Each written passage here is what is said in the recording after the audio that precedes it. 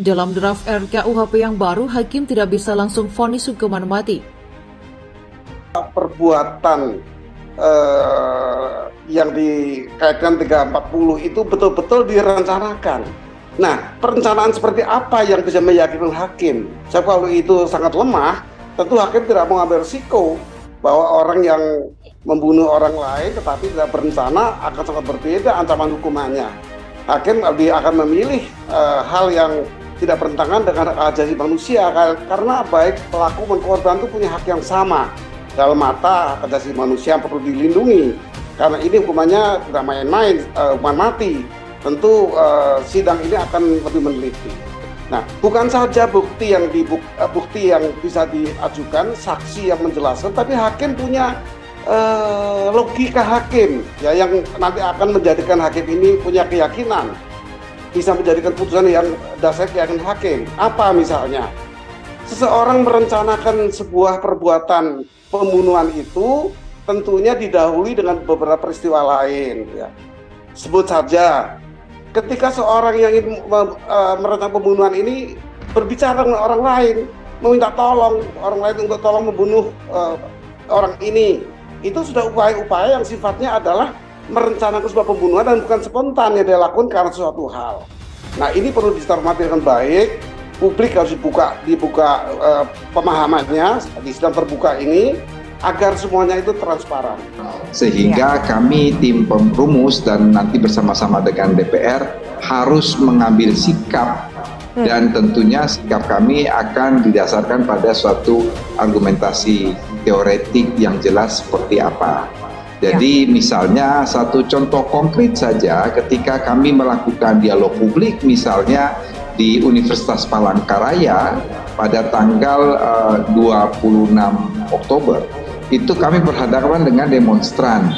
Demonstran itu meminta justru sebaliknya, minta agar pemerintah dan DPR segera mengesahkan RKUHP.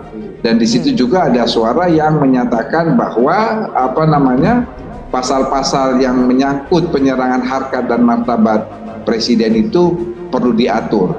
Sementara juga ada yang meminta untuk dihapus. Jadi setiap isu di dalam RKUHP itu pasti menimbulkan kontroversi, Mbak Afi. Dan ini adalah konsekuensi logis dari bangsa yang majemuk bagi kita Indonesia yang multi etnis, multi religi, multi culture. Itu setiap isu pasti menimbulkan perdebatan. Satu materi rapat tadi, rapat terbatas adalah mengenai masalah RUU KUHP. Kita tahu bahwa RUU KUHP ini sudah masuk ke paripurna tingkat 1, pembahasan cukup panjang, ada materi-materi yang didebatkan, baik di kalangan masyarakat maupun antar partai juga, tapi sejumlah masalah sudah disepakati dan juga sudah dikoordinasikan untuk mencari temu keseimbangan antara kepentingan individual, kepentingan masyarakat, dan juga kepentingan negara. Untuk secara teknis detailnya saya kira nanti Pak Wamenkumham dan Prof. Merkus akan menjelaskan.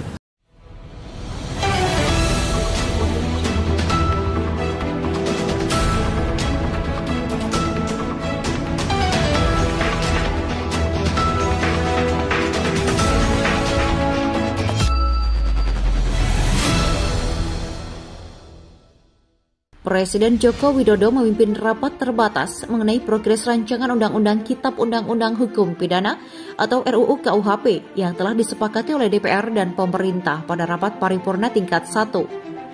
Dalam keterangannya usai mengikuti rapat di kantor Presiden Jakarta pada hari Senin 28 November lalu, Menteri Dalam Negeri atau Mendagri Tito Karnavian menyampaikan bahwa sejumlah masalah dalam RKUHP telah disepakati. Ada materi-materi yang diperdebatkan baik di kalangan masyarakat maupun antar partai juga. Tapi sejumlah masalah sudah disepakati dan juga sudah dikoordinasikan untuk mencari temu keseimbangan antara kepentingan individual, kepentingan masyarakat, dan juga kepentingan negara, ujar Mendagri. Sementara itu, Wakil Menteri Hukum dan HAM, Wamenkumham Edi Hiarich, menjelaskan bahwa DPR memberikan sejumlah masukan terkait RKUHP yang tertuang dalam daftar inventarisasi dalam masalah DIM. Menurut Edi, beberapa poin dalam DIM telah melalui proses diskusi antara pemerintah dan DPR. Setelah dikunjungi dalam persetujuan tingkat pertama untuk dimasukkan ke dalam RKUHP, teman-teman ICCR yang tergabung dalam koalisi masyarakat sipil itu aktif sekali melakukan diskusi dengan kami tim pemerintah maupun dengan fraksi-fraksi di DPR, ujarnya. Sehingga ada beberapa item yang kemudian kita masukkan dalam RKUHP dan kemudian itu telah disetujui dalam persetujuan tingkat pertama. Sejumlah poin yang telah dibahas dan mengalami perubahan, yaitu mulai dari hukum yang hidup dalam masyarakat atau living law, pidana mati hingga pencemaran nama baik. Terkait pidana mati, Edi mengatakan bahwa dalam RKUHP yang baru, pidana mati dijatuhkan secara alternatif dengan masa percobaan. Artinya, hakim tidak bisa langsung menjatuhkan pidana mati, tetapi pidana mati itu juga dengan percobaan 10 tahun. Jika dalam jangka waktu 10 tahun terpidana berkelakuan baik, maka pidana mati itu diubah menjadi pidana seumur hidup atau pidana 20 tahun, lanjutnya. Kemudian pemerintah juga menambahkan pasal 240 RKUHP terkait penghinaan terhadap pemerintah dengan sejumlah pembatasan.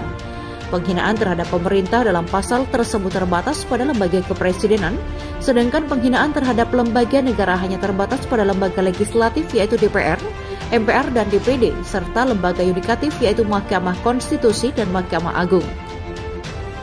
Baik dalam penjelasan pasal yang berkaitan dengan penyerahan harkat dan martabat presiden maupun penghinaan terhadap pemerintah dan lembaga negara, kami memberikan penjelasan seketat mungkin yang membedakan antara penghinaan dan kritik, kata Edi.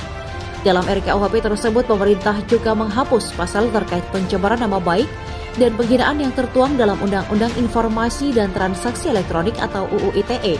Edi berharap dengan memasukkan ketentuan UU ITE dalam RKUHP, disparitas keputusan dapat diminimalisasi. Untuk tidak terjadi disparitas dan tidak ada gap, maka ketentuan-ketentuan di dalam Undang-Undang ITE itu kami masukkan dalam RKUHP.